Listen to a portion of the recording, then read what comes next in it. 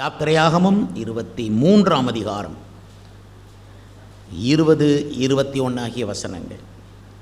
சத்தத்தை உயர்த்தி வாசிக்கலாமா? வழியிலே உன்னை காக்கிறதற்கும் நான் ஆயத்தம் பண்ணின ஸ்தானத்துக்கு உன்னை கொண்டு போய் சேர்க்கிறதற்கும் இதோ நான் ஒரு தூதனை உனக்கு முன்னே அனுப்புகிறேன். அவர் சமூகத்தில் எச்சரிக்கையாயிருந்து அவர் வாக்குக்கு செவிகொடு. அவரை கோபப்படுத்தாதே. உங்கள் துரோகங்களை அவர் பொறுப்பதில்லை. என் நாமம் அவர் உள்ளத்தில் இருக்கிறது. தேவன் நமக்கு ஆயத்தம் பண்ணின ஒரு ஸ்தானம் உண்டு. நாம் எப்பொழுது இயேசுவை நம் இரட்சகராக ஏற்றுக்கொண்டோமோ, எப்பொழுது நாம் நம்முடைய பாவங்களை அறிக்கையிட்டு இயேசுவின் பின்னால் போக நாம் துணிந்தோமோ, எப்பொழுது நம்முடைய தோள்களில் சிலுவையை எடுத்துக்கொண்டு நம்மை வெறுத்து இயேசுவின் பின்னே செல்ல சீஷராக நம்மை ஒப்புக் கொடுத்தோமோ, அப்பொழுதே தேவன் நாம் சென்று சேரப்போகிற ஒரு ஸ்தானத்தை, ஒரு இடத்தை, ஒரு துறைமுகத்தை, ஒரு குறிப்பிட்ட எல்லையை நமக்கு அவர் ஏற்படுத்தினார். ஒவ்வொருவருக்கும் ஏற்படுத்தியிருப்பார். அதுபோல சபைக்கும் இந்த சபை செல்ல வேண்டிய ஸ்தானம் என்ன, அது எங்கு போய் சேர வேண்டும் என்கிறதை ஏற்படுத்தி இருக்கிறார். பூமியிலே நாம் எங்கு போய் சேர வேண்டும், மரித்த பின்பு எங்கு போய் சேர வேண்டும், இந்த 2 ஸ்தானங்களையும் தேவன் நமக்கு ஏற்படுத்தினார். பிசாசை பொறுத்தளவில் நமக்கு விரோதி. அவன் நம்மை கீழே இழுத்து தள்ள பார்க்கிறான். அதுதான் அவன் வேலை. ஆனால் அவைகளை மேற்கொண்டு ஜெயித்து நாம் அந்த ஸ்தானத்தை அடைவதற்கு ஏதுவாக வழியிலே உன்னை காக்கிறதற்கும் நான் ஆயத்தம் பண்ணின ஸ்தானத்துக்கு உன்னை கொண்டு போய் சேர்க்கிறதற்கும் இதோ நான் ஒரு தூதனை உனக்கு முன்பாக அனுப்புகிறேன் என்றார். கடந்த நாட்களிலே நாம் வாசித்திருக்கிறோம், அதில் செய்தி கேட்டிருக்கிறோம், என் சமூகம் உனக்கு முன்னே செல்லும் என்று. இரண்டாவது நாம் கேள்விப்பட்டோம், என்னுடைய தயையெல்லாம் உனக்கு முன்பாக கடந்து போக பண்ணுவேன் என்று.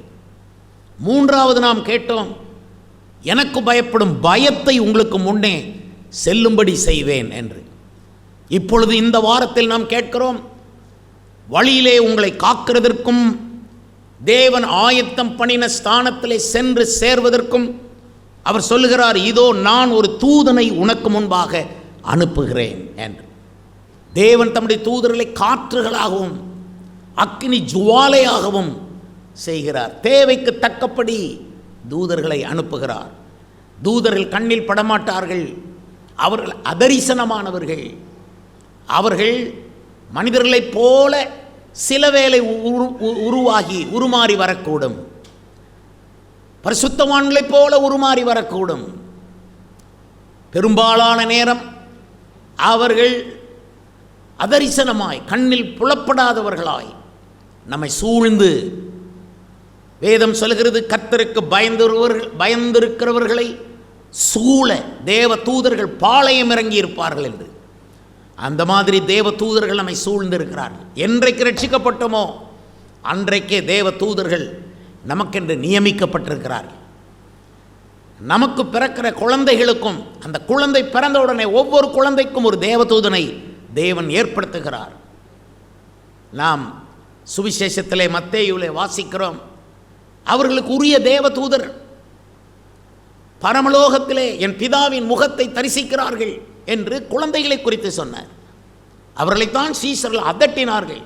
அவர்களைத்தான் சீஷர்கள் வரவிடாமல், இயேசுவண்டை வரவிடாமல் தடுத்தார்கள். இயேசு சொன்னால், பிள்ளைகள் வருவதற்கு இடம் கொடுங்கள், அவர்களை தடை பண்ணாதிருங்கள் என்றார்.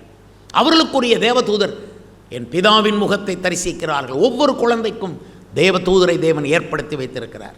பூமியிலே பிறக்கிற எல்லா குழந்தைகளும் இல்லை, ரட்சிக்கப்பட்ட தாய் தகப்பனுக்கு பிறக்கிற பிள்ளைகளுக்கு தேவன் தூதர்களை ஏற்படுத்துகிறார். ரட்சிக்கப்படுகிறவர்களுக்கு அவ்வளவு மதிப்பு. எபிரேயர் 1ஆம் அதிகாரத்தின் கடைசி வசனத்திலே தேவ தூதர்கள் ரட்சிப்பை சுதந்திரிக்க போகிறவர்களுக்கு பணிவிடை செய்யும் பணிவிடை ஆவிகள் என்று எழுதப்பட்டிருக்கிறது. யார் ரட்சிக்கப்பட்டார்களோ அவர்களுக்கு பணிவிடை செய்கிற தேவதூதர்கள். தேவதூதர்கள் பிரகாசமாய் தரிசனம் கொடுத்திருக்கிறார்கள், வளர்த்தியாய் உயரமாய் தரிசனம் கொடுத்திருக்கிறார்கள். நமக்கு அறியாமலே நம்மை சில வேளை காப்பாற்றுவார்கள். நமக்கு ஆண்டவர் கொடுத்திருக்கிற புத்தி, அறிவு, திறமையை கொண்டு நாம் தப்புவோம். ஆனால் நம்முடைய புத்தி, அறிவு, நம்முடைய திறமை மறக்கப்படும் பொழுது அல்லது அசதியாக இருக்கும் பொழுது, செயல்படாமல் இருக்கும் பொழுது தேவதூதர்கள் நம்மை காப்பார்கள். அந்த பொறுப்பை அவர்கள் எடுத்திருக்கிறார்கள். தேவன் அவ்வளவு நம்மேல் ஒரு அன்பை வைத்திருக்கிறார். கர்த்தருக்கு ஸ்தோத்திரம். தேவதூதர்கள் ரொம்ப பிரமாண்டமானவர்கள். வெளிப்படுத்தின விசேஷத்தில் அதை நீங்கள் வாசிக்க முடியும். ஒரே ஒரு தேவதூதன் ஒரு காலை சமுத்திரத்திலும் இன்னொரு காலை தரையிலும் வைத்து ஓங்கிய சத்தத்தோடு சிங்கம் கர்ச்சிக்கிறது போல கர்ச்சிக்கக்கூடிய அவ்வளோ வளர்த்தியான பெரிய தேவதூதன். மிகாவேல் தேவதூதன், யுத்தம் பண்ணி நம்மை பாதுகாக்கிற தேவதூதன். கேப்ரியேல் தூதன், நமக்கு அவ்வப்போது நல்ல செய்தியை கொண்டு வந்து சொல்லும் கேப்ரியேல் தூதன். இப்படி பல்வேறு தூதர்கள் நமக்கு நியமிக்கப்பட்டு ஏற்ற வேளையிலே நாம் தேவன் ஆயத்தம் பண்ணின ஸ்தானத்தை அடைய பண்ணுகிறார். வழியிலே நம்மை காப்பதற்கு தூதர்களை ஏற்படுத்துகிறார். வழியிலே சர்ப்பங்கள், சிங்கங்கள், வழியிலே துஷ்டர்கள், கோபிகள், பொல்லாத மனிதர்கள், குடிகாரர்கள், இணங்காதவர்கள், தெய்வ பயம் இல்லாதவர்கள், முரட்டாட்டம் பண்ணுகிறவர்கள், எதிர்த்து நிற்கிறவர்கள், நம்மை தாக்க முயற்சிக்கிறவர்கள், நம்மை ஹியூமிலியேட் பண்ண, நம்மை சிறுமைப்படுத்த முயற்சிக்கிறவர்கள், இவைகள் எல்லாவற்றையும் தாண்டி நாம் தேவன் நமக்கு ஏற்படுத்தியிருக்கிற ஸ்தானத்தை சென்றடைவதற்கு தேவன் ஒரு தூதனை அனுப்புகிறேன் என்கிறார். அவருடைய பாதத்தை இன்று காலை வேளையிலே நாம் முத்தமிட வேண்டும். ஆமென். இப்படி ஒரு தூதனை அனுப்புகிறேன் என்கிறேன். நன்றி. எங்கெல்லாம் போகிறோமோ தேவ தூதன் நம்மை பாதுகாப்பான். ஆபிரகாம் சொன்னான், நான் வழிபடும் தேவன் உன் பிரயாணத்தை வாய்க்க பண்ணுவாராக. இன்றைக்கு நான் சொல்லுகிறேன், நான் வழிபடும் தேவனுடைய தூதன் உங்களுடைய பிரயாணத்தை வாய்க்க பண்ணுவார். கர்த்தருக்கு ஸ்தோத்திரம் உண்டாவதா. இந்த தூதர்கள் செய்யும் ஒரு 5 உதவிகளை நான் உங்களுக்கு இன்றைக்கு நினைப்பூட்ட விரும்புகிறேன். தேவ தூதர்கள் செய்யும் உதவிகள் ஏராளமாக வேதத்திலே சொல்லப்பட்டிருக்கிறது. ஆனால் ஒரு 5 முக்கிய உதவிகளை நான் இன்றைக்கு உங்களுக்கு சொல்லி உங்களோடு ஜெபிக்க விரும்புகிறேன். முதலாவது, ஆதி ஆகமத்தின் புஸ்தகம் 19ஆம் அதிகாரத்தின் 1ஆம் வசனத்தில் இருந்து நாம் எடுத்து வாசிக்க புறப்படுவோம். ஆதி ஆகமத்தின் புஸ்தகம் 19ஆம் அதிகாரம் 1 முதல் வாசிப்போம். அந்த 2 தூதரும் சாயங்காலத்திலே சோதோமுக்கு வந்தார்கள். லோத்து சோதோமின் வாசலிலே உட்கார்ந்திருந்தான். அவர்களை கண்டு லோத்து எழுந்து எதிர்கொண்டு தரை மட்டும் குனிந்து, ஆண்டவன்மார்களே, அடியனுடைய வீட்டு முகமாய் நீங்கள் திரும்பி உங்கள் கால்களை கழுவி ராத்தங்கி காலையிலே எழுந்து பிரயாணப்பட்டு போகலாம் என்றான். அதற்கு அவர்கள், அப்படியல்ல, வீதியிலே ராத்தங்குவோம் என்றார்கள். அவன் அவர்களை மிகவும் வருந்தி கேட்டுக்கொண்டான். அப்பொழுது அவனிடத்தில் திரும்பி அவன் வீட்டிலே பிரவேசித்தார்கள். கர்த்தருக்கு ஸ்தோத்திரம். இந்த தேவ தூதர்கள் 2 பேர் ஆபிரகாமோடு பேசினார்கள். இந்த 2 தூதர்களும் அதன் பின்பு அங்கிருந்து புறப்பட்டு லோத்து இருந்த சோதோமை நோக்கி புறப்பட்டார்கள். இந்த லோத்து சோதோமின் வாசலிலே உட்கார்ந்திருந்தான். தவறான இடத்திலே உட்கார்ந்திருந்தான். சோதோம் அபாயமான இடம், ஆபத்தான இடம், சன்மார்க்கத்துக்கு ஆபத்து உள்ள இடம், சோதோமியர்கள் வாழ்ந்த இடம், ஒருவரை ஒருவர் தாக்குகிற இடம், ஒருவரை ஒருவர் பரிகாசம் பண்ணுகிற இடம், மனிதனை மதியாத இடம். அப்படிப்பட்ட சோதோம் இன்றைய உலகத்துக்கும் இனி வரப்போகிற அழிவின் பாபிலோனுக்கும் மகாபாபிலோனுக்கும் அடையாளமாயிருக்கிற சோதோம் அன்றைக்கு அந்த சோதோமின் வாசலிலே உட்கார்ந்தான். இன்றைக்கும் திரளான மக்கள் இனி வரப்போகிற பாபிலோன் என்னும் சோதோம், அந்த சோதோமின் வாசலில் உட்கார்ந்திருக்கிறார்கள், அறியாமல், சொல்ல ஆள் இல்லாமல். ஆனால் இன்றைக்கு சொல்லுகிறோம், சோதோமின் வாசலிலே உட்கார்ந்திருக்கிற லோத்து, அவனுக்கு அபாயம் எந்த நேரம். அவனுக்கு பிள்ளைகள் இருக்கிறது, பெண் பிள்ளைகள் அவனுக்கு உண்டு. ஆனால் ஆபத்து உள்ள இடத்திலே போய் உட்கார்ந்திருக்கிறான். இவன் உட்கார வேண்டியது தேவனுடைய வீட்டு வாசற்படி, கர்த்தருடைய ஆலயத்தின் வாசலிலே உட்காருகிறதையே தெரிந்து கொள்வேன் என்று தாவீது சொன்னான். மாறாக லோத்து சோதோமின் வாசலில் போய் உட்கார்ந்தான். அந்த சோதோமில் பொல்லாதவர்கள் அன்று ராத்திரியிலே அந்த வீட்டை சூழ்ந்து கொண்டார்கள்.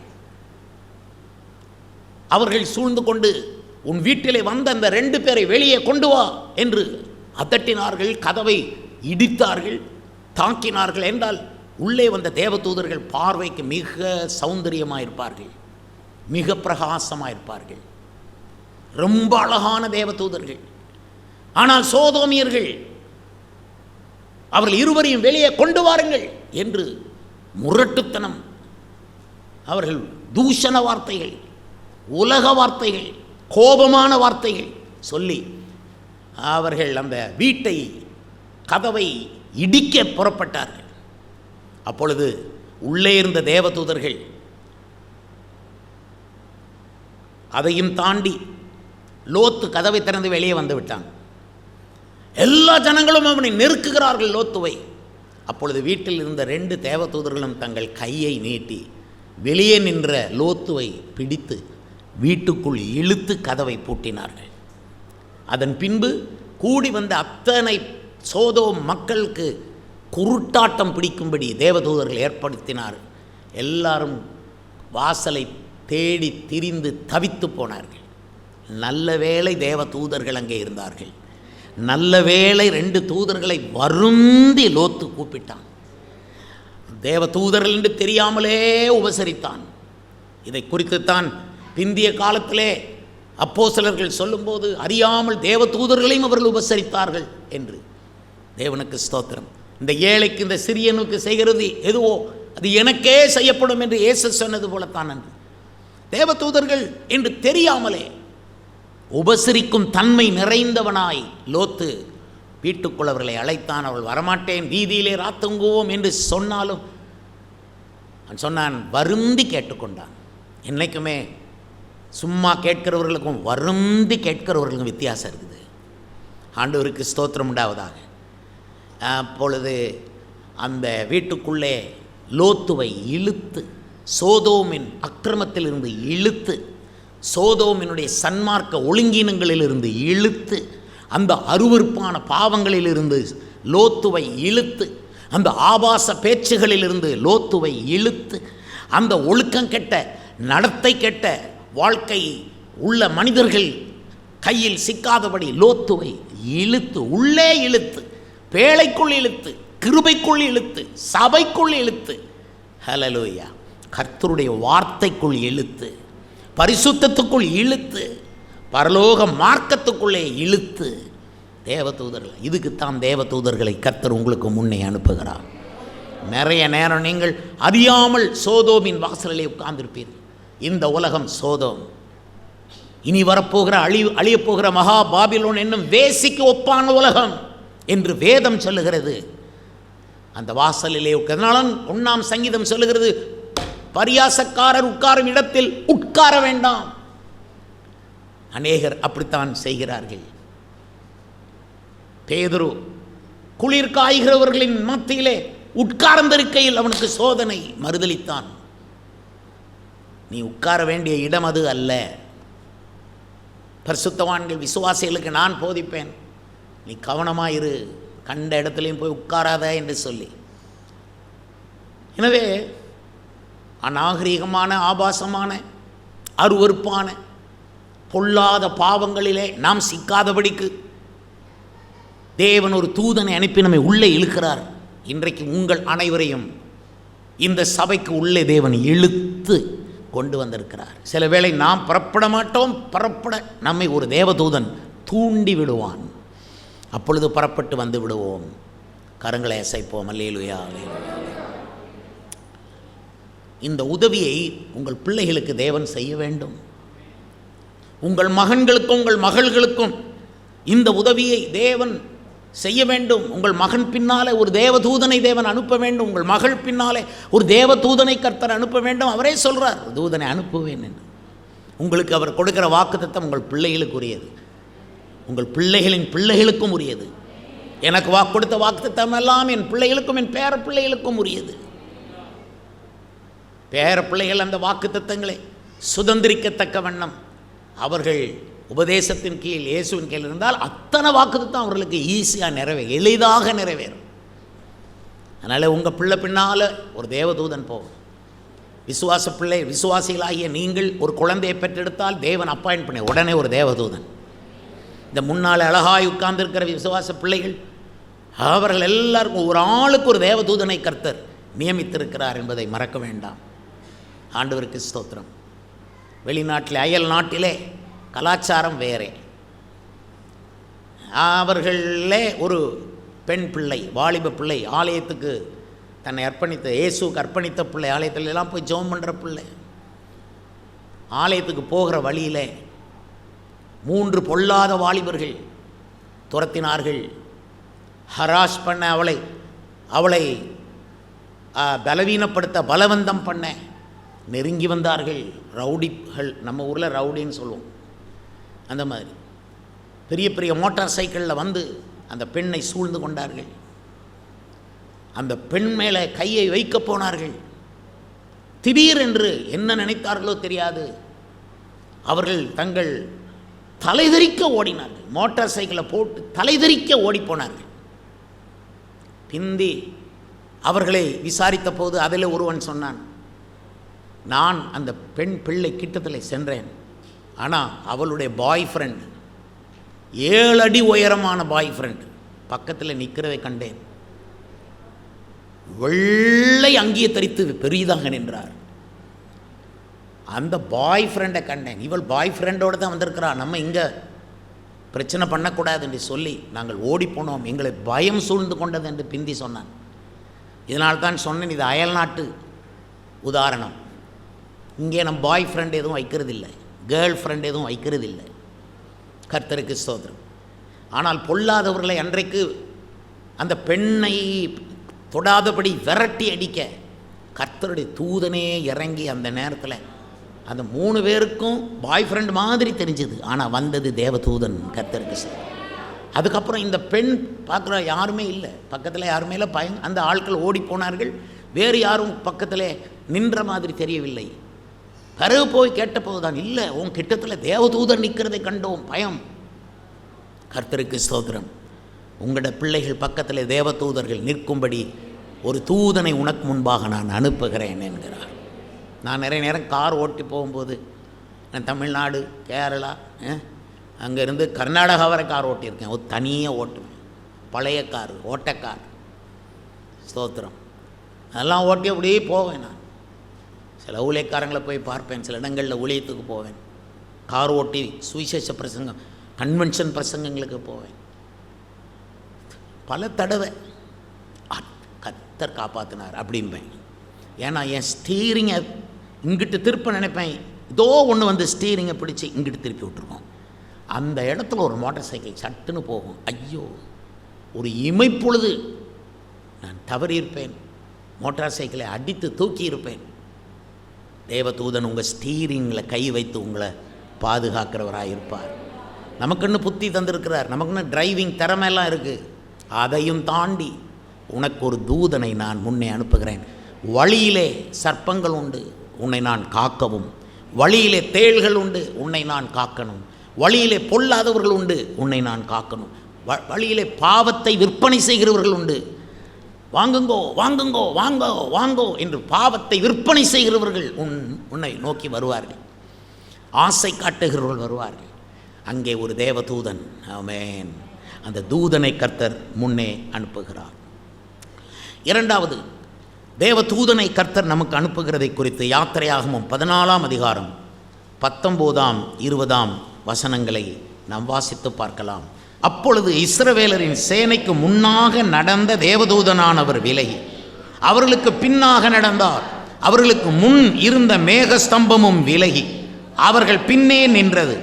அது எகிப்தியரின் சேனையையும் இஸ்ரவேலரின் சேனையையும் முழுவதும் ஒன்றோடொன்று சேராதபடிக்கு அவைகள் நடுவில் வந்தது.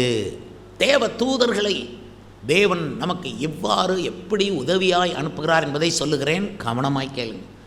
இப்போ இஸ்ரவேலர்கள் பயணம் பண்ணி போகும்பொழுது ஒரு தேவதூதன் தேவன் சொன்னபடி முன்னால் நடந்து போகிறார். அப்படி போகும்பொழுது எகிப்தியர்கள் சேனையோடு கூட இந்த இஸ்ரவேலர்களை மறுபடியும் பிடித்து அடிமைப்படுத்தி அடக்கி எகிப்துக்கு இழுத்து கொண்டு போவதற்காக பெரும் சேனையாக புறப்பட்டு வந்தார்கள்.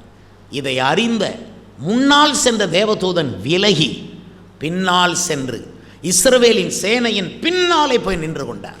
அப்பொழுது நடத்தி கொண்டு போன மேகமும் அக்கினி ஸ்தம்பமும் பின்னால் போயிற்று. ஒருவேளை முன் வரிசையில் போய்கொண்டிருந்த இஸ்ரவேலர்கள் திகைத்திருப்பார்கள். ஐயோ, முன்னால் போன தேவதூதனை காணோம், பயந்திருக்கலாம். ஆனால் தேவதூதன் விலகி பின்னால் போய், அப்பொழுது எகிப்தின் சேனையும் நெருங்கிவிட்டது. இந்த பக்கம் எகிப்தின் சேனை, இந்த பக்கம் இஸ்ரவேலின் சேனை. ஆனால் இந்த தேவதூதன் நடுவில் நின்று எகிப்தியர் சேனையும் இஸ்ரவேலின் சேனையும் ஒன்றுகோடு ஒன்று சேராதபடி தடுத்து நிற்கிறார். இதுக்குத்தான் நமக்கு தேவதூதர் முன்னால் போகணும். கர்த்தருக்கு ஸ்தோத்திரம். ஏனால் அடிக்கடி எகிப்தின் சேனை நம்மை விரட்டி வரும். நமக்கு அடிமைத்தனம், சில அதுக்கு அடிமை, இதுக்கு அடிமை, அதுக்கு அடி, பல விஷயங்களுக்கு அடிமையாக இருப்பாங்க. சில பல ஹேபிட்ஸ், சில பல பழக்க வழக்கங்களுக்கு அடிமையாக இருப்பாங்க. சிலர் சிகரெட்டு பழக்கம், அதுக்கு அடிமை. குடிக்கு அடிமை, விட்ட குடியை திரும்ப எடுக்க பார்ப்பாங்க. நீ இஸ்ரவேலன், எகிப்திலிருந்து வெளியே வந்துட்ட, இனி பாவத்துக்கு உனக்கும் சம்பந்தம் இல்லை, இனி அவபக்திக்கும் உனக்கும் சம்பந்தம் இல்லை, நீ தனியாக வந்துட்ட. அப்படி இருந்தோம் அந்த அவபக்தி விரட்டிட்டு வரும், அந்த பாவங்கள் திரும்ப வரும். ஆனால் அந்த எகிப்தின் சேனை இஸ்ரவேலின் சேனையோடு ஒன்று சேராதபடி நடுவில் தடுத்து நிற்கிறார் பாருங்க. உலகம் உங்களை தொடாதபடி நடுவில் நிற்கிறார் பாருங்க. அக்கிரம செயல்கள் உங்களை தொடாதபடி நடுவில் நிற்கிறார் பாருங்க. அவிசுவாசி உங்களுக்கு எந்த தீங்கும் செய்யாதபடி அவிசுவாசிக்கும் விசுவாசிக்கும் நடுவிலே அவர் நிற்கிறார். தேவதூதன் சேர விட மாட்டார். கர்த்தருக்கு ஸ்தோத்திரம். அவிசுவாசிக்கும் விசுவாசிக்கும் சம்பந்தம் இல்லை, சேர விட மாட்டார். விசுவாசிக்கிறவர்கள் பாக்கியவான்கள். ஹல்லேலூயா. நிறைய பேர் இயேசுவை அறிந்த பின்பும் ஒரு அவிசுவாசியை போய் திருமணம் செய்வார்கள். ரட்சிக்கப்படாதவர்களை திருமணம் செய்வார்கள்.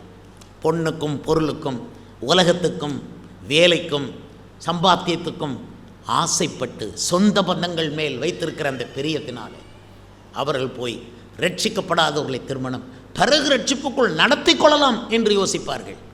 அப்படிதான் வேதம் சொல்லுகிறது. அவனை ரட்சிப்பாயோ இல்லையோ உனக்கு தெரியாது அவன் என்று பவுல் எச்சரிக்கிறார். அதனால் அவிசுவாசிகளுடைய விஷயங்கள் விசுவாசிகளோடு கலக்கக்கூடாது. அவிசுவாசி அப்படித்தான் பேசுவான்.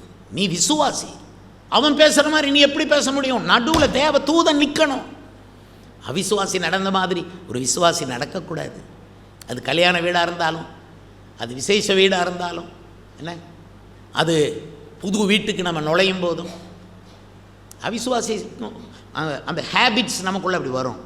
பழைய மார்க்கம், ஏற்கனவே நீங்கள் இருந்த பழைய விஷயங்கள் எல்லாம் அப்படியே உள்ளே வரும். முந்தி அப்படி பண்ணோமே, இப்போ பண்ணால் என்ன? இப்போ கர்த்தருடைய பிள்ளை நீங்கள், உங்களுக்கு ஒரு தனி வழியை கர்த்தர் வச்சிருக்கிறார். அந்த வழியிலே உங்களை காப்பதற்குத்தான் தேவன் ஏற்பாடு பண்ணியிருக்கிறார். நடுவில் வந்து நிற்பார். கர்த்தருக்கு ஸ்தோத்திரம். அவிசுவாசிக்கும் விசுவாசிக்க நடுவில் கர்த்தர் நிற்கிறதுனால நல்லது. சிலர் வந்து ரொம்ப உலகத்தனமாக பண்ணுவாங்க. அவங்களுக்கும் உங்களுக்கும் நடுவில் கர்த்தர் தூதன் அனுப்பிடுவார். கர்த்தருக்கு ஸ்தோத்திரம். தூதர்கள் வேலைக்காரர்கள், நமக்கு வேலை செய்வதற்கென்று அவர்களை தேவன் அனுப்பி இருக்கிறார். ஆண்டவர் ஸ்தோத்திரம். அப்படி தேவதூதர்கள் ரொம்ப முக்கியமானவங்களாக இருந்தாலும் அவங்கள நம்ம ஆராதிக்கக்கூடாது. அநேக கிறிஸ்தவர்கள் அறியாமையிலே தேவ தூதர்களை ஆராதிக்கிறார்கள். அது தேவனுக்கு வருத்தத்தையும் உண்டாக்குகிறது மட்டுமல்ல, அது தேவ தூதர்களுக்கே பிடிக்காது. நீ ஏன் என்னை ஆராதிக்கிறாய்? அபத்தம், தவறு, ஐயோ வேண்டாம், ஓடு, இயேசுவை ஆராதி, அப்படித்தான் சொல்லுவார்கள். கர்த்தருக்கு ஸ்தோத்திரம் உண்டாவதாக. அருமையானவர்களே, இந்த சபையிலே முன்னால் ஒரு வாசகம் இருக்கணும். என்ன வாசகம் இருக்கணும்னா, இயேசுவை ஆராதிக்க வாருங்கள். அது எந்த ஆட்களாக இருக்கட்டும், எந்த மதமாக இருக்கட்டும், எந்த ஜாதிகளாக இருக்கட்டும், படித்தவர்களாக இருக்கட்டும், படியாதவர்களாக இருக்கட்டும், சிறுவர்களோ பெரியவர்களோ உள்ளூரோ வெளியூரோ, இயேசுவை ஆராதிக்க பொருத்தமான ஒரு இடம் இதோ இருக்கிறது. வெளியில் போட்டு வைக்கணும். இயேசுவை ஆராதிக்க வாங்க. கர்த்தருக்கு ஸ்தோத்திரம். அது எவ்வளோ பெரிய விஷயம் தெரியுமா? தேவ தூதர்களெல்லாம் இயேசுவை ஆராதிப்பார்கள். வெளிப்படுத்தின விசேஷத்தில் நிறைய வெளிப்படுத்தினார் தேவதூதன் யோவானுக்கு. நிறைய வெளிப்பாடு கிடைச்ச உடனே இவர் தேவதூதனை வணங்கலான்னு பார்த்தார். யோவானாகிய நானே இவைகளை கண்டும் கேட்டும் இருந்தேன். நான் கேட்டு கண்டபோது, அதாவது வெளிப்படுத்தல் 22:8-9, நான் கேட்டு கண்டபோது இவைகளை எனக்கு காண்பித்த தூதனை வணங்கும்படி அவன் பாதத்திலே விழுந்தேன். அதற்கு அவன், நீ இப்படி செய்யாதபடிக்கு பார், உன்னோடும் உன் சகோதரரோடும் தீர்க்கதரிசிகளோடும் இந்த புஸ்தகத்தின் வசனங்களை கை கொள்ளுகிறவர்களோடும் கூட நானும் ஒரு ஊழியக்காரன். தேவனை தொழுதுகொள். எல்லாம் கையை மேலே நீட்டி சொல்லுங்க, தேவனை தொழுதுகொள். இப்போ பாருங்கள், தேவ தூதரில் எந்த மாதிரி வைக்கணும், நம்ம ஊழியக்காரர் மாதிரி தான். யாரெல்லாம் இந்த வசனத்தை ஏற்றுக்கொள்கிறாங்களோ அந்த லெவல் தான் ஊழியக்காரன். அந்த தேவ தூதர்கள் அவங்கள வணங்கக்கூடாது. யோவான் அந்த தேவதூதன் காட்டின காட்சியில் கண்ட உடனே மதி மயங்கி, அப்பா இவ்வளோ விஷயமானு சொல்லி தேவதூதன் காலில் விழப்பான். அவன் சொன்னான், என்னை வணங்காத, மற்றவர்களைப் போல, உன் கூட இருக்கிற விசுவாசிகளைப் போல, ஊழியக்காரங்களைப் போல நானும் ஒரு ஊழியக்காரன், நீ தேவனை தொழுதுகொள் அப்படின்னா பாருங்கள். தேவ தூதர்களை ஆராதிக்கக்கூடாது, வணங்கக்கூடாது. நாங்கள் இப்படி போதிப்போம் என்றால் தேவ தூதர்கள் மட்டுமல்ல, எந்த மனுஷன் காலிலையும் விழக்கூடாது. இப்படி தான் நாங்கள் போதிச்சிருக்கிறோம். கர்த்தருக்கு ஸ்தோத்திரம். மனுஷன் காலில் விழாதீங்க.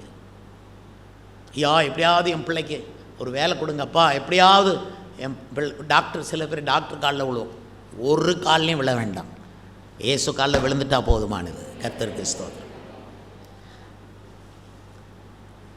நீங்கள் மத்தேயு 13:49 வாசித்தால் அந்த வசனத்தில் சொல்லப்பட்டிருக்கு, இப்படியே உலகத்தின் முடிவிலே நடக்கும். தேவ தூதர்கள் புறப்பட்டு நீதிமான்களின் நடுவில் இருந்து பொல்லாதவர்களை பிரித்து, ஹல்லேலூயா, எப்படி எகிப்தின் சேனையும் இஸ்ரவேலின் சேனையும் ஒன்றாய் சேராதபடி தேவதூதர்கள் பிரித்து நடுவில் நின்றார்கள், அதுபோல உலகத்தின் முடிவிலும் நீதிமான்களும் பொல்லாதவர்களும் ஒன்று சேராதபடி, அதாவது நீதிமான்கள் கூட்டத்தில் இருந்து பொல்லாதவர்களை பிரிச்சிருவாங்க. அதுதான் தூதர்கள் செய்ய போகிறது. இந்த கடைசி காலத்தில் அது நடக்கும். பிரிச்சிருவார். அது அவர் செய்ய வேண்டியது. உங்கள் வீட்டுக்குள்ளே எப்போ பார்த்தாலும் தொல்லை கொடுத்து கொண்டு ரட்சிக்கப்படாதவங்க இருந்தால் அந்த ரட்சிக்கப்படாதவங்களை பிரிச்சிருவார். உலகத்தின் முடிவிலே பொல்லாதவர்களை நீதிமான்கள் இடத்திலிருந்து பிரித்து நீதிமான்களை தனியாக கொண்டு போகுது. இந்த வேலையை செய்கிறது தேவதூதர். அதனால தான் கலப்பில்லாமல் நம்ம வாழ்வோம்.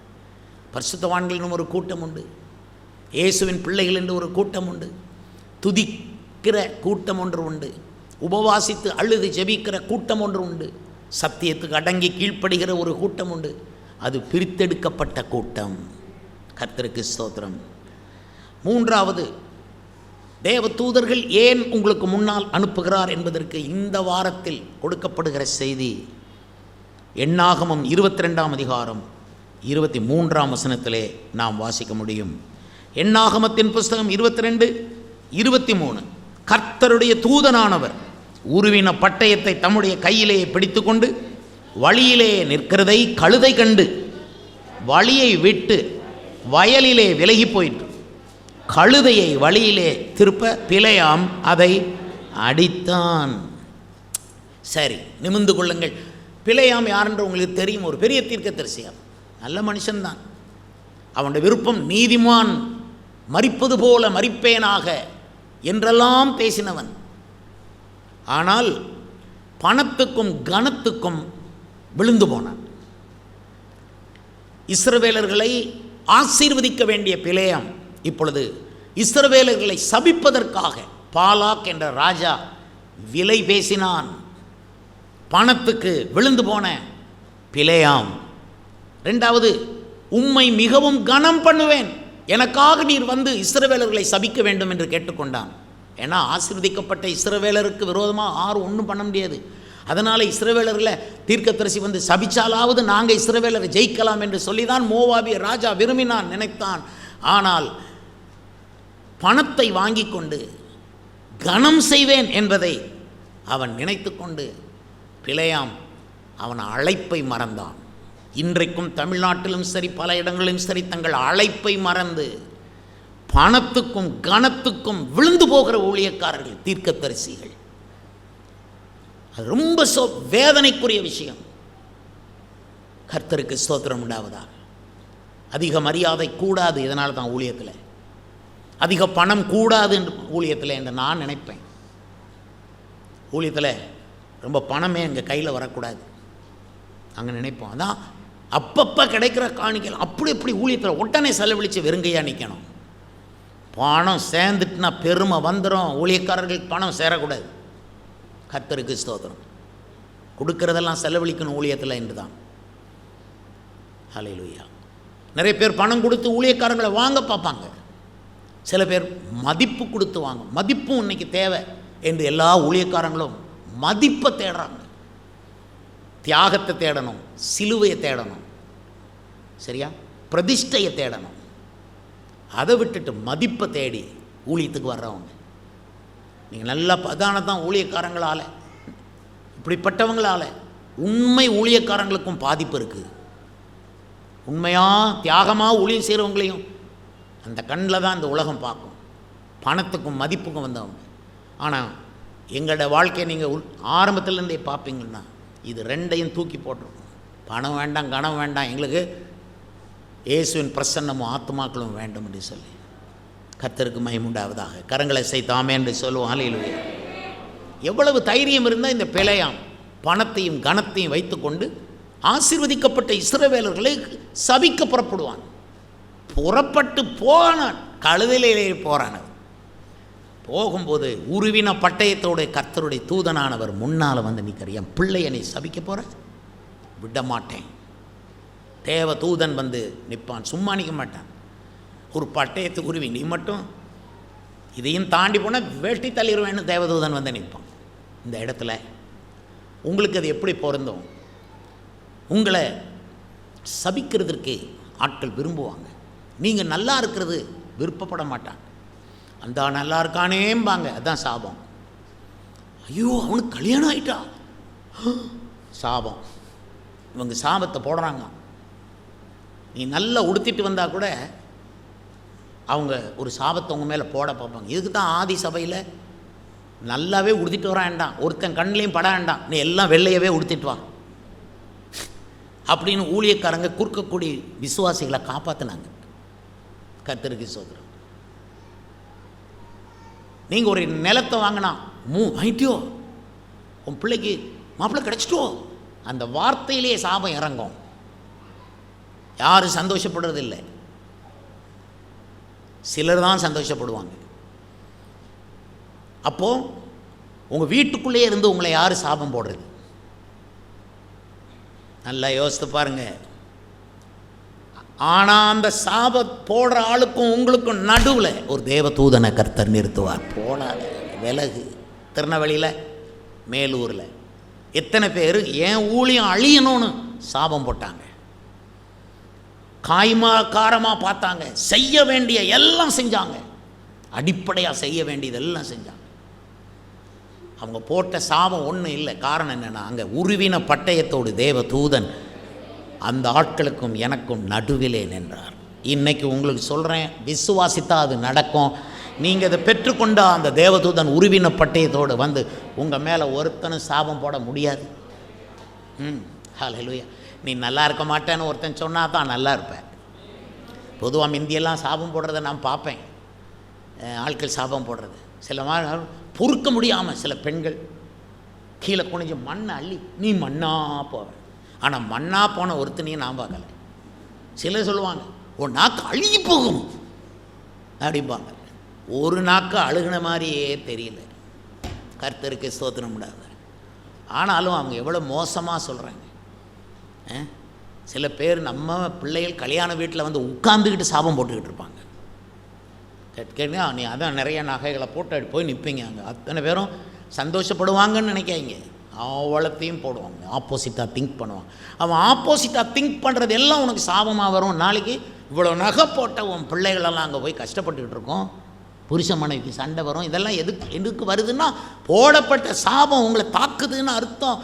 இதெல்லாம் உணர்ந்து கர்த்தருடைய பாதத்தில் விழுந்து, ஆண்டவரே உம்முடைய ஏற்பாடு நாம் எனக்கு வேணும், எனக்கு ஒரு தூதனை ஏற்படுத்தும்னு சொன்னால் செய்கிறாரு. கர்த்தருக்கு ஸ்தோத்திரம். சாபம் போடுறவங்க மட்டும் இல்லை, உங்களை ஹியூமிலியேட் பண்ணுறவங்க, அதுதான் சாபம். அண்ணாளுக்கு குழந்தை இல்லை, பெணினாளுக்கு குழந்தை இருக்குது, பெணினால் சாபம் போட்டுக்கிட்டே இருக்குது, ஹியூமிலியேட் பண்ணிக்கிட்டே இருக்குது. உங்களை யாராவது ரொம்ப அடிமைத்தனம் படுத்தினாங்களா, உங்களை ஹியூமிலியேட் பண்ணுறாங்களா, அங்கே தேவதூதன் வந்து இறங்கணும். கர்த்தருக்கு ஸ்தோத்திரம். நிறைய பேர் புருஷர்கள் மனைவிமார்களை கொஞ்ச நாள் வச்சுட்டு அப்புறம் ரொம்ப தரக்குறைவாக நடத்துவாங்க, ஏளனமாக. வேறு யாரையாவது சுட்டி காட்டி வலிக்கும்படி பேசுவாங்க. அப்படியெல்லாம் உங்களை யாராவது சிறுமைப்படுத்துகிறாங்களா, நிந்திக்கிறாங்களா, அது அவங்க உங்கள் மேலே போடுற சாபம். தேவதூதனை கர்த்தர் சொல்கிறார், உனக்கு முன்பாக ஒரு தூதனை நான் அனுப்புகிறேன். 3 முறை இயேசுவின் மகிமை என்று சொல்லிடுங்க. இயேசுவின் மகிமை, இயேசுவின் மகிமை, இயேசுவின் மகிமை. 4வதாக லூக்கா புஸ்தகம் 22வது அதிகாரம் 43ஆம் வசனத்தை நாம் வாசிக்கையில், ஆண்டவர் இயேசு கிறிஸ்து கெத்சமனே தோட்டத்திலே அவர் ஜெபித்ததை குறித்து வசனம் 43 நாம் வாசிக்கலாம். அப்பொழுது வானத்திலிருந்து ஒரு தூதன் தோன்றி அவரை பலப்படுத்தினான். சொல்லுங்கள் மறுபடியும். அப்பொழுது வானத்திலிருந்து ஒரு தூதன் தோன்றி அவரை பலப்படுத்தினார். அவர் மிகவும் வியாகுலப்பட்டு அதிக ஊக்கத்தோட ஜெபம் பண்ணினார். அவருடைய வேர்வை இரத்தத்தின் பெரும் துளிகளாய் தரையிலே விழுந்தது. அப்போ அடுத்த வசனம், அவர் ஜெபம் பண்ணி முடித்து எழுந்தார். நடுவிலே எழும்பக்கூடாது, ஜெபத்தை முடிக்காமல் எழும்பக்கூடாது. இடையில நம்ம நேசர், நாம் சேவிக்கும் இந்த இரட்சகர் அன்னைக்கு அவர் எப்போ சாப்பிட்டாருன்னு தெரியாது. நிறைய வேளை அவர் சாப்பிடக்கூட சமயம் இருந்திருக்காது. ஆனால் சாப்பிடாத அவர் கெத்சமனே தோட்டத்துக்குள்ளே உடம்பில் பலனே இல்லை, அது அளவுக்கு ஜெபம் பண்ணுறார். அவ்வளவு ஊக்கத்தோடே ஜெபம் பண்ணுறார். அவருடைய இரத்தத்தின் பெரும் துளிகள் வேர்வை வழியாய் தரையிலே விழும்படிக்கு ஜெபித்தார். யாருக்காக ஜெபித்தார்? எனக்காக ஜெபித்தார். அன்னைக்கு என் மகன் ரத்தினப்பால் நல்லா இருக்கணும். இப்படி உங்கள் ஒவ்வொருத்தருக்காக கெத்சமனேயிலே அவர் ஜெபித்தார். இயேசு கெத்சமனிலே ஜெபிக்கும் பொழுது நீங்கள் பறக்கவில்லை, நான் பறக்கவில்லை. ஆனால் உலக தோற்றத்துக்கு முன்னே இயேசு நம்மை அறிந்து, நம் பெயர் முதல் கொண்டு அறிந்து, நம்முடைய தாயின் கற்பத்தில் இருக்கும் பொழுதே நம்மை வளர்த்து, நம்மை வெளிப்பட பண்ணி புறப்பட பண்ணி நம்மை வளர்த்து ஆதரித்தவர். எவ்வளவு நல்ல தெய்வம்! அவருக்கு நன்றி செலுத்துங்கள். கரங்களை அசைத்து ஹல்லேலூயா, ஹல்லேலூயா, ஹல்லேலூயா. ஏன்னா நான் எதை நம்புவேன், எதை விசுவாசிக்கிறேன், எப்படி சபைகளை விசுவாசிகளை பழக்கினேன்னா, ஜபத்தில் பலவீனம் ஆகிற வரைக்கும் ஜபத்தில் நாங்கள் போடுவோம். நிறைய பேருக்கு இந்த நாட்களில் அது முடியாது. கொஞ்சம் நேரம் ஜபிக்கணும்னா அவங்களுக்கு டீ வேணும், காப்பி வேணும், இடையில மிக்சர் வேணும், தண்ணியை குடிக்கணும். ஆனால் நான் அப்படி பழக்கலை மக்களை. நீங்கள் நான் செய்கிற மாதிரி தான் செய்யணும்னு கட்டாயம் இல்லை, இந்த காலத்துக்கு ஏற்றபடி செய்யுங்க. ஆனால் நான் 6 மணி நேரம், சில நேரம் 9 மணி நேரம் ஜப வீட்டில் ஜபம் பண்ணுவாங்க மக்கள். சிலர் உபவாச ஜபத்தில் மயங்கி விழுந்துருக்குறாங்க. அவங்கள தூக்கிட்டு அந்த பக்கம் போய் தண்ணியே கொடுப்பாங்க. ஜெபித்து பலனற்று போகிற வரைக்கும் ஜெபிக்க வச்சோம். அந்த ஜபத்தில் உருவானதாங்க அந்த ஊழியம். கரங்களை உயர்த்தி ஆகும்னு சொல்லுங்க. ஹல்லேலூயா, ஹல்லேலூயா. பாருங்கள், ஈஸியாக பிசாசு இதை பறிக்கவே முடியாது. ஹல்லேலூயா. ஏன்னா அது அவ்வளவு ஜபம் பண்ணி வந்த ஊழியம். விசுவாசிகளை நாங்கள் அப்படி பழக்கணும் எல்லாரும். இன்றைக்கி நம்ம இந்த காலத்துக்கு ஏற்றபடி நாற்காலியில் உட்காந்துட்டு போகிறோம், கொஞ்சம் வசதியாக கொஞ்சம் டீசெண்டாக இருக்கட்டும்னு சொல்லி. ஆனால் உண்மையிலே இந்த மக்கள் தரையில் உட்காந்து எத்தனை பேர், இன்றைக்கெல்லாம் மக்கள் தரையில் உட்காந்தா எழும்ப முடியாது, முட்டு வலி. அந்த நாட்களில் தரையில் தான் உட்காரணும், தரையில் தான் முழங்கால் போடணும், முட்டு வலி இல்லை. அவ்வளோ கஷ்டப்பட்டாலும் மக்கள் பலவீனப்படுற அளவுக்கு ஜெபிக்க வைப்போம். அதே போல் தான் நானும் ஜெபிப்பேன். பலவீனப்பட்டு போவோம். இந்த சாப்பிட்றது, கஞ்சி குடிக்கிறதெல்லாம் நைட்டில் தான். நைட்டில் ஒரு கஞ்சி குடிப்பேன். நாள் முழுவதும் பல நாட்கள் இவ்வாறு உடம்பெல்லாம் பலவீனப்போம். பலவீனப்படும். தானியேல் பலவீனப்பட்டு விழுந்து கிடக்கிறான். தேவதூதன் அப்படி தூக்கி முழங்காலில் நிற்கிறான், நிற்க விடுறார். ஜபத்தில் நமக்கு உதவி செய்கிற தேவதூதர்கள் எல்லாரும் சொல்லுங்கள், ஜபத்திலே நமக்கு உதவி செய்கிற தேவதூதர். ஒரு பக்கம் ஆவியானவர், நாம் வேண்டிக் கொள்ள வேண்டியது இன்னதென்று அறியாமை இருக்கும் பொழுது ஆவியானவர் நமக்காக வாக்கு கடங்கா பெருமூச்சுகளோடு வேண்டுதல் செய்கிறார். ஒரு பக்கம் தேவதூதர்கள் நம்ம உடம்பை பலப்படுத்துகிறாங்க. ஜெபம் பண்ணு, இன்னும் ஜெபம் பண்ணு. இயேசுவின் உடல் பலவீனப்பட்ட போது தேவதூதன் இறங்கினான்.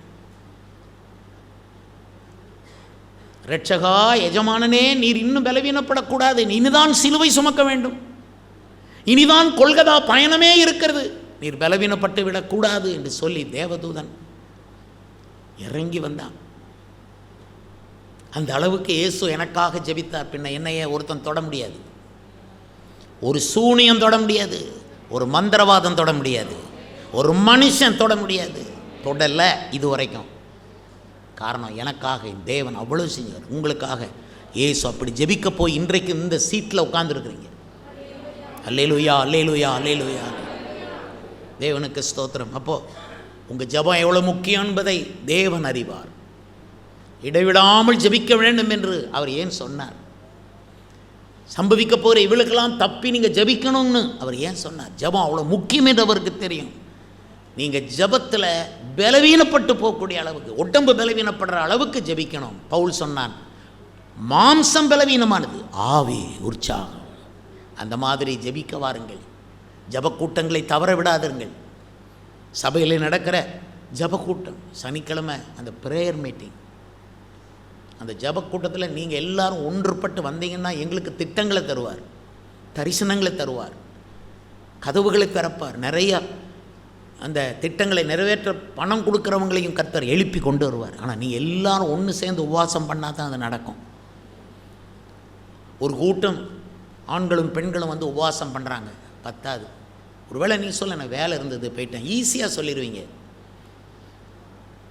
ஒரு நாள் லீவ் எடுத்து வரணும் உபவாசத்துக்கு. ஆகஸ்ட் மாதத்தில் ஒரு நாள் லீவ் எடுத்து மாபெரும் உபவாச நாள்னு நம்ம இங்கே வைக்கிறோம். ஒரே நாள் தான். அந்த நாளில் இந்த அனுபவம் வரணும். தேவ தூதர்களுடைய நடமாட்டம் இங்கே இருக்க வேண்டும். கரங்களை அசைத்து அல்லேலூயா, அல்லேலூயா. நிறைய பேருன்ட்ட ஃபோன் பண்ணும்போதோ நேராக பேசும்போதோ சொல்லுகிறது என்னன்னு, ஜெபம் பண்ண முடியல பாஸ்டர், என்னால் முழங்கால் போட முடியல பாஸ்டர், என்னை ஜெபத்தில் ஒன்றும் மைண்டு கான்சன்ட்ரேட் பண்ண முடியல சொல்லுவாங்க. அவங்க எல்லாருக்கும் ஒரே பதில் தான், உனக்கு தேவதூதன் அங்கே நின்று உன்னை ஊக்கப்படுத்தும்படி தேவன் ஏற்பாடு பண்ண, நீ ஜெபிச்சு தான் ஆகணும். நீ சாக்கு போக்கு சொல்ல முடியாது, என் உடம்புல பலவீனம் இருக்குது, நான் ஜெபம் பண்ண முடியாது, தேவனுக்கு அது தெரியும், அப்படி சொல்லக்கூடாது. உன் உடம்புல பலவீனம் இருந்தாலும் நீ சபையில் வந்து ஜெபிக்கணும். எவ்வளோ வயசானாலும் பரவாயில்ல. மாதத்தில் ஒரு நாள் லீவ் எடுத்து வாங்க வேலை செய்கிறவங்க என்று நான் பொதுவாய் சொல்லுவது வழக்கம். ஏன்னா ஜெபம் அவ்வளோ முக்கியம். அந்த ஜெபத்தில் தான் எல்லாமே உருவாகும். அதனால தான் ஒரு தேவதூதனை உங்களுக்கு முன்னே கர்த்தர் அனுப்புகிறார், இன்னும் உங்களை ஜெபிக்க தூண்டுவதற்காக. என்னோடு சேர்ந்து வாசிங்கள். யோபு 33, 23, 24. 1000 ஒருவராகிய சாமாசி பண்ணுகிற தூதனானவர் மனுஷனுக்கு தம்முடைய நிதானத்தை அறிவிக்கும்படிக்கு அவனுக்கு அனுசாரியாய் இருந்தாராகில் அவர் அவனுக்கு இறங்கி அவன் படுகுழியில் இறங்காதபடிக்கு நீர் அவனை இரட்சியும் மீட்கும் பொருளை நான் கண்டுபிடித்தேன் என்பார். நிறைய பேர் நிதானத்தை இழக்கிறார்கள். நீதிமொழிகள் 1ஆம் வசனத்தை பார்த்தீங்கன்னா, நீதிமொழிகள் புஸ்தகத்தை ஏன் வாசிக்கணும், இதனால் உங்களுக்கு நிதானம் கிடைக்கும் என்று 1ஆம் அதிகாரத்தில் இந்த நிதானம் என்கிற வார்த்தை உபயோகப்பட்டிருக்கிறது. பூமியில் இயேசு இருந்த பொழுது நிதானமாய் நடந்து கொண்டார். கர்த்தருக்கு ஸ்தோத்திரம். நிதானத்தை இழந்து பதறி அவர் ஒரு வார்த்தை பேசவில்லை. இயேசு என்னைக்காவது பதறினாரா? இல்லை எப்பமாவது நிதானத்தை இழந்து என்னத்தையாவது பேசிட்டேன், சாரி இப்படி சொல்லியிருக்கக்கூடாது இப்படி சொன்னாரா? இன்னைக்கு எத்தனையோ பேர் நிதானம் இல்லாமல் வாழ்றாங்க. நிதானம் இல்லாமல் தங்களுடைய உணர்ச்சி வசப்பட்டு நிதானம் இல்லாமல் அழுகிறாங்க. அவங்களால அழுகையை கண்ட்ரோல் பண்ண முடியல. அநேகர் நிதானத்தை இழந்து பேச ஆரம்பித்தா, ஒரு பரிசுத்தவான் பேச கூடாத, ஒரு பரிசுத்தவாட்டி பேசக்கூடாத அந்த வார்த்தையெல்லாம் வாயில் வருது. நிதானத்தை இழக்கிற விசுவாசிகள். அதே போல ஊழியக்காரர்கள் தங்களுக்குன்னு ஒரு நிதானத்தை தேவன் வைத்திருக்கிறார். அந்த நிதானத்தில் போக வேண்டும். நான் சில விசுவாசிகளை பார்த்துருக்கிறேன், ஜபிக்க சொன்னால் கூட ஜபத்துக்குள்ளே போயிடுவாங்க, நல்லா ஜபம் பண்ணுவாங்க. அப்புறம் நிதானம் இல்லாமல், நம்ம இருக்கிறது ஒரு சபை, நம்ம கொஞ்சம் நிதானமாக இருக்கணுங்கிறதும் மறந்து அவங்க உருண்டு பிறண்டு பிறருக்கு இடைஞ்சல் பண்ணி, பக்கத்தில் உள்ளவங்களோட எல்லாம் இடைஞ்சல் பண்ணி, இது பப்ளிக் மீட்டிங்கில் நடந்தாலும் நடக்கலாமே தவிர சபையில் நடக்கக்கூடாது. சபையில் உள்ளவங்கள்லாம் நிதானமாக நடக்கிறாங்க. அல்லேலூயா. ஆண்கள் நிறைய பேர் நிதானத்தை இழந்து பதட்டமடைந்து மனைவியை கண்ணியம் குறைவான வார்த்தைகளை எடுத்து வீசி பிள்ளைகளை அவமரியாதையோடு நடத்தி, நிதானமில்லாத தந்தைமார், நிதானமில்லாத தாய்மார். ஏன்னா பிள்ளைகள் கோவப்படுத்துவாங்க உங்களை. நீங்கள் முக்கியமான வேலை செய்வீங்க, பிள்ளைகள் கோவப்படுத்துவாங்க. இதனால் பிள்ளைகள் மேலே நிதானம் இல்லாமல் சாடுவீங்க. இந்த நிதானத்தை நீங்கள் இழக்கிற அந்த நேரம் தேவன் ஒரு தேவ தூதனை அங்கே அனுப்பாவிட்டால் நிறைய பாத்திரங்கள் உடையும், நிறைய இதயங்கள் நொறுங்கும். எத்தனை இதயங்களை நொறுக்கியிருப்போம் நிதானம் இல்லாமல். நான் பாஸ்டர், நிதானமாக ஊழியம் செய்ய போய் எத்தனை 1000 குடும்பங்கள். கர்த்தருக்கு ஸ்தோத்திரம். அதனால் பதற வேண்டியதல்ல. இயேசுவை நம்புகிறவன் எந்த அவசரப்பட வேண்டியதும் இல்லை. அதனதன் காலத்தில் தேவன் நேர்த்தியாகி செய்வார். பதட்டப்பட்டு சிலர் ஜெபம் பண்ண, இந்த பாஸ்டர்கிட்ட போய் ஜெபம் பண்ணி பார்த்தேன் நடக்கலை, அந்த பாஸ்டர்கிட்ட போய் ஜெபம் பண்ணி பார்த்தேன் நடக்கலை, இன்னொரு பாஸ்டர்கிட்ட போய் ஜெபம் பண்ணுவோம் சொல்லி நிதானம் இல்லாமல் அலைவாங்க. அநேக வாலிபர்கள் நிதானம் இல்லாமல், அவர் கால்கள் தள்ளாடும். நிதானம், குடிகாரன் நிதானம் இல்லாமல் போகிறது போல. ஒரு நாளைக்கு ஒவ்வொரு இடத்துக்கு போயிட்டு அப்படியே காலத்தை தள்ளுறது. கையில் பணம் வந்த உடனே நிதானத்தை இழந்து இஷ்டத்துக்கு செலவழித்து கடனுக்குள்ள விழுகிறது. நிதானத்தை இழந்து கர்த்தருக்கு கொடுக்க வேண்டிய தசவம் காணிக்கையும் செலவழிச்சிருது. கர்த்தர் பார்த்துக்கிறார், கர்த்தர் பார்த்துக்கிறார். உண்மைதான். எவ்வளவு கடன் பட்டோம் அப்படிங்கிறத பார்க்குறார். யூதாஸ் அப்படி தான் கடன் பட்டு ஆலயத்துக்கு சேர வேண்டிய காசு ஒன்றுனா பிடுங்கி 30 எடுத்துட்டான். பதறிப்போனான். 30 வெள்ளி காசுக்காக இயேசுவை தான் அவன் காட்டி கொடுக்க வேண்டியதாக இருந்தது. நீங்கள் நிதானத்தை இழக்கக்கூடாது. சில வயசான உடனே நிதானம் இழப்பாங்க. 60க்கு மேலே நிதானம் இருக்காது. ஒரு தேவ தூதனை உனக்கு முன்னே அனுப்புவார்.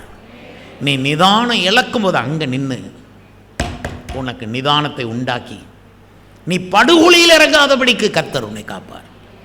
நீ போகிற வழியிலே உன்னை காக்கிறதற்கும் நான் ஆயத்தம் பண்ணின ஸ்தானத்திலே நீ சென்று சேர்வதற்கும் ஒரு தேவ தூதனை உனக்கு முன்பாக நான் அனுப்புகிறேன்.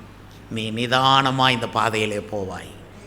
இது ஆபிரகாமின் பாதை, இது ஈசாக்கின் பாதை, இது யாக்கோபின் பாதை, இது தாவீதின் பாதை, இது சங்கீதங்களின் பாதை, இது தீர்க்க தரிசனத்தின் பாதை, இது இயேசு சென்ற பாதை, இது கல்வாரி பாதை.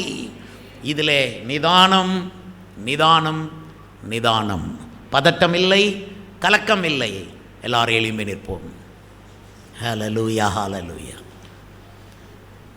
விரும்புகிறீங்கன்னு நினைக்கிறேன். உங்களுக்கு எவ்வளோ ஆபத்து இருக்குதுன்னு தெரியுமா?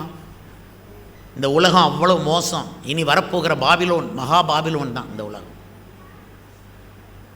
இந்த மகா பாபிலோன் என்கிற அழுக்கு இடத்துல நீங்கள் போய் உட்கார்றது. நிறைய பேர் அப்படி தான் உட்கார்ந்துருக்குறாங்க. ஒரு சாராய கடையில் ஒரு பையன் போய் உட்காந்துருக்கான், ஒரு விசுவாசி. இங்கே போய் உட்காந்துருக்கேன், இவங்களுக்கு சுவிசேஷம் சொல்ல வந்து உட்கார்ந்தேன். சொன்னேன், வேண்டாப்பா நிதானமாக போப்பா, அங்கே போய் உட்கார தேவை கிடையாது.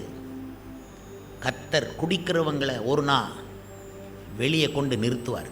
நீ குடிச்ச மறைச்சி ஒளிச்சு குடிக்கிறியா, உன்னை வெளியே கர்த்தர் கொண்டு நிறுத்துவார். தேவ தூதர்கள் உன்னை வாட்ச் பண்ணுறாங்க. நீ பாவம் செஞ்சா தேவ தூதர்கள் தொங்கன முகமாயிடுறாங்க. நீ தப்பாக பேசும்போது தேவதூதர் முகம் தொங்குது. ஆனால் நீ மனம் திரும்பி இயேசுவேன் பாவத்தை மன்னியும்னு மனம் திரும்பின உடனே பரலோகத்திலே இருக்கிற தேவ தூதர்களுக்குள்ளே மகிழ்ச்சி உண்டாகும். விசுவாசி மனம் திரும்பினா தேவதூதரே சந்தோஷப்படுறாங்க என்று லூக்கா 15:10 எழுதியிருக்கிறது. கர்த்தருக்கு ஸ்தோத்திரம். உங்கள் குழந்தைகளை பற்றி கவலைப்படாதீங்க. ஒரு தேவதூதன் குழந்தைகளோடு கூட முன்னால் உங்கள் வாலிப பிள்ளைகளை பற்றி கவலைப்பட வேண்டாம். தேவதூதன் அவர்களுக்கு பாதுகாப்பு. உங்கள் வாலிப பையன்களை பற்றி பயப்பட வேண்டாம். இன்றைக்கு வாலிப பிள்ளைகளை காட்டிலும் அதிக ஆபத்து வாலிப பையன்களுக்கு இருக்குது. கண்டதெல்லாம் காட்சி, கொண்டதெல்லாம் கோலம், எல்லாமே அழகு என்று நினைப்பார்கள். நிறைய பேர் அழகு பின்னால் போக பார்ப்பாங்க. சிலர் அழகை ஆராதிக்கிறேன்னு பாடுவாங்க. நாங்கள் அழகை ஆராதிக்க மாட்டோம். இந்த நம்மளெல்லாம் அழகாக சிரிச்சுட்டாரே அந்த ஜீவனுள்ள தேவனை ஆராதிக்கிறோம். நிதானமாக போங்க. வழியிலே கல் கிடக்கும், இடற விட மாட்டார். சிங்கம் வரும், மேலே ஏறி போக பண்ணுவார். அலைகள் இப்படி வரும், அலைகளை தாண்ட வைப்பார். தேவ தூதர்களை பயன்படுத்துவார். உன் கப்பல் கடைசி வரை போய் எட்டும். ஆனாலும் தேவ தூதர்களை கும்பிடக்கூடாது, ஆராதிக்கக்கூடாது. தேவ தூதர்களை அனுப்பின இயேசுவை ஆராதிங்க. அந்த தேவதூதன் சொன்னான், உங்களை மாதிரி வசனத்தை ஏற்றுக்கொண்டவங்களை மாதிரி, இங்கே இருக்கிற ஊழியக்காரங்களை மாதிரி நானும் ஒரு ஊழியக்காரன் அப்படின்னா. அதில் எங்களெல்லாம் தேவ தூதன் மாதிரி தான் வச்சிருக்கிறார். அதனால தான் தூதர்களின் நிமித்தம் ஸ்திரீகள் முக்காடிட்டு கொள்ள வேண்டும். ஒரு பாஸ்டர்கிட்ட பேச போகும்போது தலையில் முக்காடிட்டு பேசணும் என்று நாங்கள் போதித்தோம் மக்களுக்கு. அது பரிசுத்த சபை, அது மணவாட்டி சபை, வருகைக்கு ஆயத்தப்படும் சபை. தலை உயர்த்துங்கள், கண்கள் மூடுங்கள். நீங்கள் ஆண்டவரே எனக்கு ஒரு தேவதூதனை ஏற்படுத்தும் அப்படி சொல்ல தேவையில்லை. அவரே ஏற்படுத்தி விட்டார் உங்களுக்கு. அதனால் நீங்கள் சொல்லணும், இயேசுவே எனக்கு ஒரு தேவதூதனை நீர் ஏற்படுத்தி விட்டீர், அதற்காக உமக்கு நான் துதி செலுத்துகிறேன், அதற்காக உம்மை ஆராதிக்கிறேன். நான் சோதோமின் வாசலில் உட்கார வேண்டிய நிலைமை இருக்குதுப்பா. என்னுடைய வேலை அப்படிப்பட்டது. ஆனாலும் அந்த இடத்துல சோதோம் பாவம் என்னை தொடாதபடி என்னை உள்ளே இழுத்து கொள்ளுகிற தேவதூதரை நீர் அனுப்பும். ஹல்லேலூயா. நிறைய பேர் ஜெபிக்கணும், என் கணவரை உள்ள இழுங்கப்பா, என் மனைவியை உள்ள இழுங்க, என் பிள்ளைங்களை உள்ள இழுங்க, சபைக்குள்ள இழுங்க ஆண்டவரே, விசுவாசத்துக்குள்ள இழுங்க, தூதரை அனுப்பியாவது இழுங்க ஆண்டவரே. சர்வ வல்லமுள்ள தேவனே, இந்த பிள்ளைகளை எவ்வளவு நேசிக்கிறீர். உலக தோற்றத்துக்கு முன்னே தெரிந்தெடுத்ததினாலே, தாயின் கற்பத்திலே நீர் அறிந்து கொண்டதினாலே, கெத்சமனேயிலே நீர் ஜெபித்ததினாலே இன்றைக்கு நாங்கள் எல்லாரும் இங்கே வந்து இருக்கிறோம். நீர் கொடுத்த வாக்குத்தத்தின்படி இன்றைக்கு ஒரு தூதனை எங்களுக்கு முன்னே அனுப்புவீர். வழியிலே எங்களை எங்களோட மோட்டார் சைக்கிளை காப்பீர், எங்களோட காரை காப்பார். ஹல்லேலூயா. நாங்கள் எந்த வாகனத்தில் வந்தோம் அந்த வாகனத்தை நீர் காத்துக்கொள்ளணும். தேவ தூதர்களை அனுப்புவீர். ஹல்லேலூயா. உம்மை ஆராதிக்கிறோம், உம்மை போற்றுகிறோம். ஹல்லேலூயா. கால்கரங்களில் ஆணிகள் பாய்ந்தே, கைகள் அயர்ந்தே, தாகத்தால் தோய்ந்தே, கால்கரங்களில் ஆணிகள் பாய்ந்தே, கண்கள் அயர்ந்தே, தாகத்தால் தோய்ந்தே, ஏனோ இம்களை பாடுகள் ஏற்றி, ஏனோ இந்தனை பாடுகள் ஏற்றி, என் பாவம் போக்கிட வந்ததாலோ, என் பாவம் போக்கிட வந்ததாலோ. கரங்கள் அசைங்கள், கரங்களை அசைத்து ஆராதிப்போம். இயேசுவை ஆராதிப்போம். இயேசுவை ஆராதிக்க வாருங்கள்.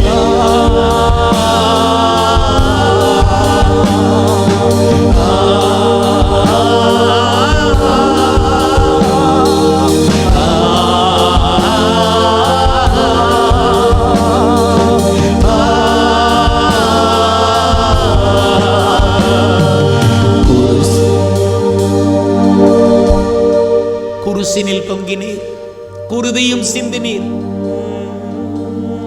உம்முடைய இரத்தத்தை பார்க்கிறோம், உம்முடைய காயங்களை பார்க்கிறோம். அதனால் வரக்கூடிய மீட்பு படுகொலிக்கு எங்களை தப்புவிக்கிறீர்.